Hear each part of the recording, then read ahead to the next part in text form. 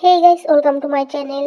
তোমরা সবাই কেমন আছো? আশা করছি তোমরা সবাই খুব ভালো আছো। আমি খুব খুব খুব ভালো আছি ঠান্ডায়। দেখো, পৌষ সংক্রান্ত দিন সকালবেলা মা পুজো দিয়ে দিয়েছে। এটা হলো আমাদের তুলসীতলা। তুলসীতলার সামনে মা চালের গুঁড়ো আর কমলা লেবু দিয়ে পুজো দিয়ে দিয়েছে।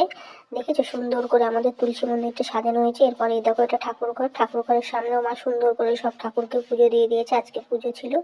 এরপর মায়ে দেখো পোয়া পিঠে ভেজেছে চালের গুঁড়ো দিয়ে আর গুড় দিয়ে ভেজেছে পোয়া পিঠে। তারপর এটা ছিল সাদা পিঠে।